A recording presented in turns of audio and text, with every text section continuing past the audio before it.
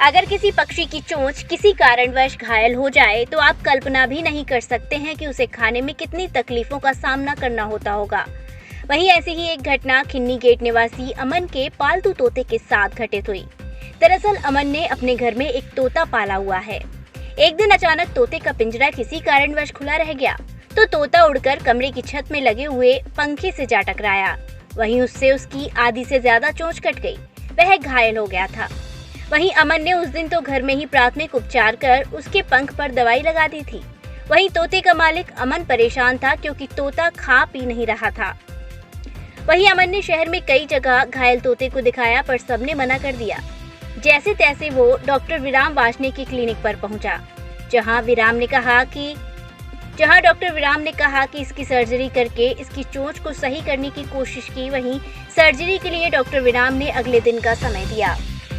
अमन अगले दिन पूरी तैयारी के साथ क्लिनिक पर पहुंच गए और 2 घंटे की कड़ी मशक्कत के बाद चोंच में सर्जरी द्वारा इम्प्लांट लगाकर तोते की चोंच को एकदम सही कर दिया गया। अगले दिन तोते ने हल्का फुल्का खाना खाना शुरू कर दिया था और 1-2 दिन बाद तोता अपना सामान्य खाना खाने लगा। डॉक्टर विराम ने कहा कि हमें अपने पेट्स को सही से ध्यान रखना चाहिए। जरा सी भी लापरवाही इस तरह की घटना या ऐसी किसी भी अनहोनी को अंजाम दे सकती है। मालिक हमारे पास आए थे तो उनका ये कहना था कि उनके पिंजरे में से तोता ये कैसे भी छूट गया था और वो उसमें पंखा चल रहा। तो वो जैसे ही ऊपर हुआ तो उससे पंखे से टकराया।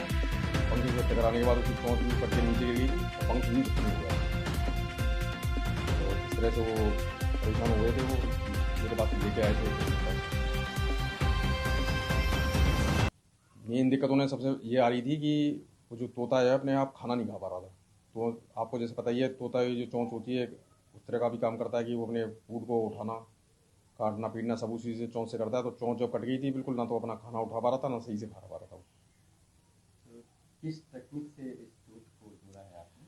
जी ऐसा था, उनके पास जो चोंच जो कटी हुई थी वो हमारे पास उसे लेके आए थे। हमने उसको ही फिक्स करने की कोशिश करी। तो उसमें हमने एसएस का एक इम्प्लांट डालते हुए उसको एकदम ऐसा फिक्स कर दिया है कि तोता जो है अगले दिन से ही अच्छे से खा पी रहा है और 2-3 दिनों के बाद तो बिल्कुल एकदम अच्छे से फिट हो गया वो।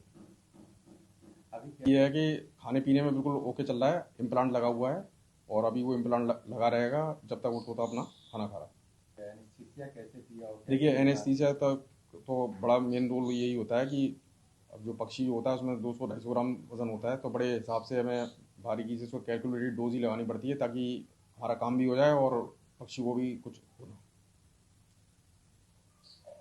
जी बिल्कुल आराम से खा रहा है और बिल्कुल दुरुस्त है।